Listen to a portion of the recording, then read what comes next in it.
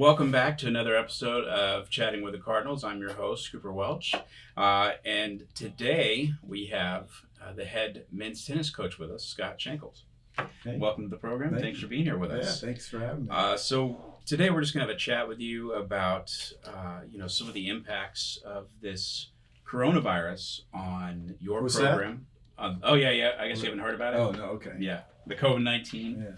Yeah. We're going to chat, a little bit of the serious stuff, what the impact has been on your season, what it looks like moving forward into the future. But we'll have a little bit of lighthearted stuff in there as well. So let's just get right into it. Walk us through when that decision came down, what happened that day? What was your mindset going through that? Well, we were coming off of a home match against Youngstown State on that Wednesday. And so we were going to have a practice on that Thursday. And ultimately, we ended up not having a practice. Right.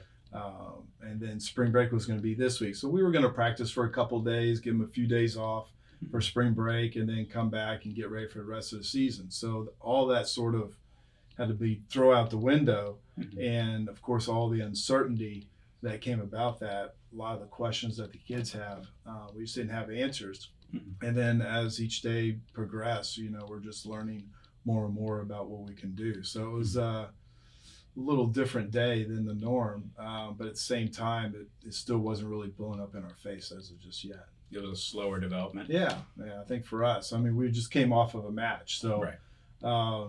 We're still just kind of recovery mode from that. We came back from Denver, Colorado, played a couple of matches out there. The previous weekend we were in California, so we were hoping to kind of calm down a little bit, but not this much. Well, you have quite a lot of calm down actually. We have prohibition against practice right now, against games, against even recruiting is kind of prohibited right now. So what are some of the things that you are doing to keep in touch with your team? What does the day-to-day look like for the Lamar men's tennis team in this time of COVID-19? I think this week it's a little different than it sounds like than a lot of other schools because we're on spring break. Yes. So we weren't really going to have a lot of contact for part of the spring break, which now we're not having a lot of contact with them because they're kind of, some are here at Lamar, some are day trips to Houston. One of my players trained at the Nukes Tennis Academy, so he's there for the week to kind of train with his old coaches. Day trips to Galveston, so they're still, trying to somewhat enjoy their spring break considering all that's happening. So really, we're just kind of in a group text right now. I give them updates when there's something I need to update them, and hopefully they're enjoying their time away, but also making some good decisions as well. Absolutely. Well, what is your plan moving forward for the rest of the year? Obviously there's not any more competitions, but how are you planning to keep in touch with these guys, make sure they're still staying champions on the court, in the classroom, and in life, as our director of athletics, Marco Bourne, says? What does the rest of 2020 look like for you? I think really for us, it's just to kind of focus in on their academics, make sure also that they can stay healthy. Really, that should be number one. Absolutely. To make sure that they're taking the proper measures to kind of stay away from the big, large groups and having their distance away from other people.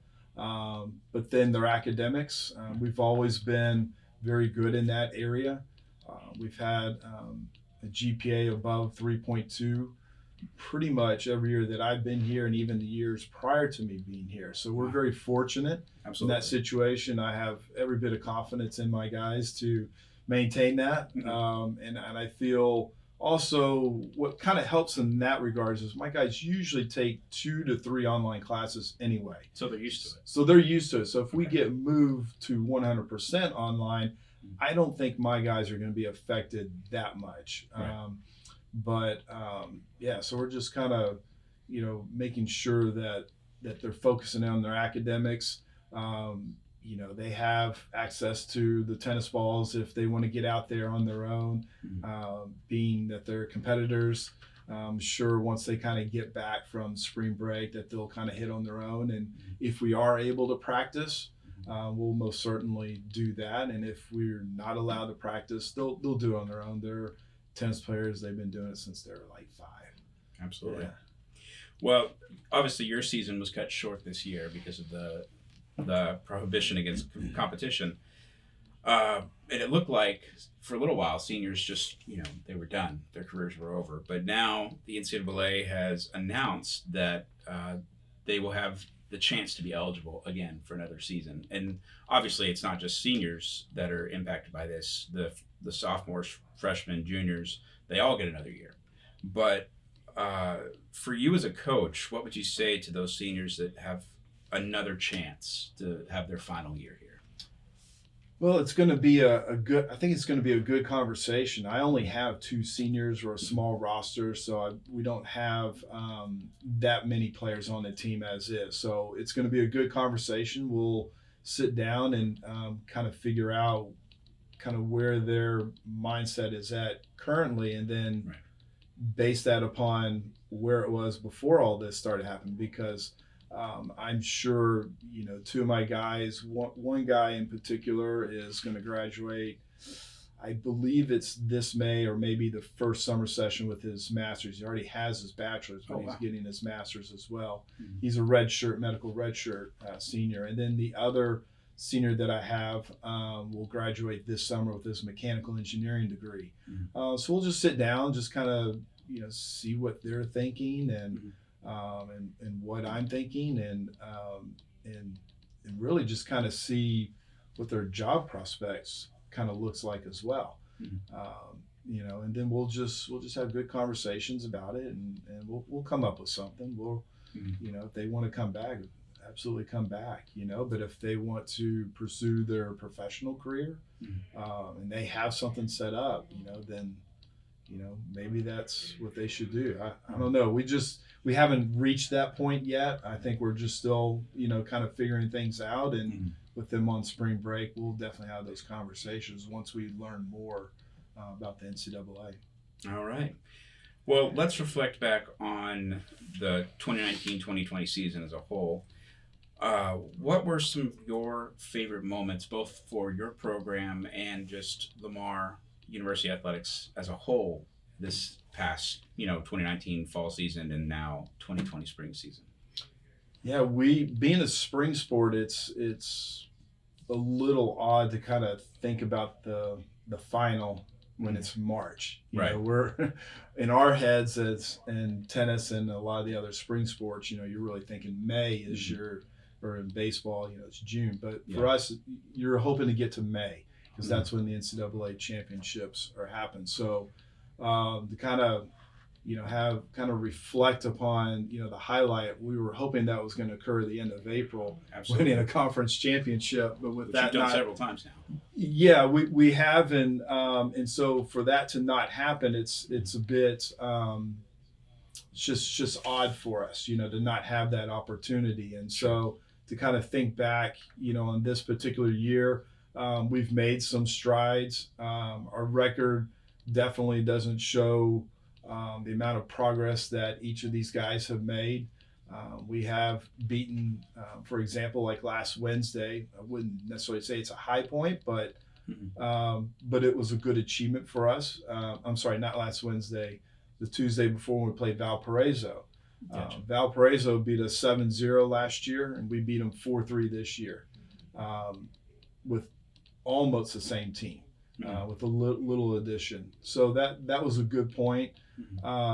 We've had some good battles like against, trying to think of SMU. We had them on the brink here at home. We were up 3-0. Yeah. We eventually lost 4-3. But to be that close against really a program like SMU and the way that Grant Chin recruits and coaches that program, that was a big point for us. In the fall, we did well. We've kind of made some strides there. We hosted our tournament and did well. So it's just a little hard to kind of reflect now, upon a season where in our minds we're wanting to get to May. Absolutely. That's our endpoint. But and I think, as the university just keeps growing. We're having record enrollment as well. We've come back from Harvey and Imelda, which are two also pretty big very events big that for this occurred area. here, along with COVID-19. So it's nice to kind of see the campus. A lot more students on campus. The new science and technology building is, I think it's done, or it's done, or it's about to open up. Yeah, I'm a little fuzzy on that. Yeah, But me too. So it looks great outside. It does, and we're going to have a new welcome center. So with what President Evans, has been able to do on campus has been wonderful. So it's a lot of good things are happening here at Lamar. Yeah. And we're very excited about the future, despite what we're going through right now. I mean, we're all very, very excited about the direction moving forward. Yeah, because there is going to be a future. Oh, absolutely. Yeah. Yeah. I mean, just like anything else, that's just kind of what we do here in America. We bounce back from stuff, and we'll learn. We'll be strong. I think we have great leadership right now in the athletic department. We had a meeting today, and it's been wonderful having Marco communicate everything to us. We're not being left in the dark at all, which is great for coaches. Yes, kind of want to absolutely. know what's going on, and Marco's been great about that, which I know, in speaking with other coaches, it's great to have that. All right. Well, let's pivot and go a little bit more lighthearted. Obviously, there's a lot of people stocking up on things right now. We've heard about the toilet paper and, the canned meats and water bottles and all those things. But obviously, everybody has that one thing that they just have to get through this season of life. What is the one guilty pleasure that you have that's just stocked up in your fridge right now and you always know it's there? Oh yeah, I do it on trips, so it's the double Snickers candy bar. Okay. And a Monster Rehab to get me through long drives. Yeah. That's pretty good. I bought those, not my wife, so that's good. I mean it's been a little bit of a challenge. I was at the grocery store, and actually I talked to Marco, and he called me. I was in the grocery store and couldn't find the toilet paper. Right. I did buy some baby wipes, so that. Oh, well, there you go. That helps. Yeah, absolutely. Plenty of that. Really, our last question for you today is, what is the thing you're most looking forward to when we can get back to this, hopefully in August or further on down the year? Well, getting back with your team, and starting at, lap 1 and hopefully getting for us to lap May, the month of May, getting back in the routine of things, and then understanding what our goals are going to be next year.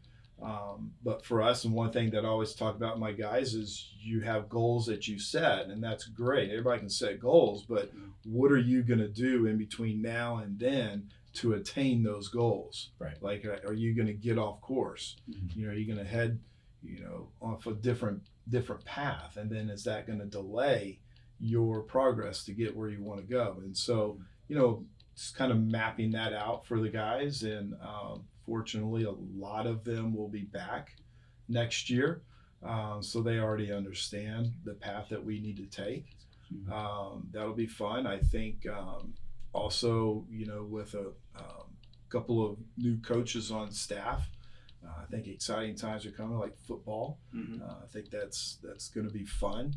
And I think, and also with Coach Aqua being here, she'll be in her second year, so that'll be fun for her. Coach Jordan, I think there's a lot of good things ahead for the athletic department, and with us being a spring sport, we try to really go to the soccers and the volleyballs and the football and the basketball when we're not in season, to really support them, and also it's good for an individual sport under a team umbrella, go to a team sport event and really kind of see how the offensive guard is really helping out the quarterback, and then how the middle blocker is helping out the outside, and this, that, and the other.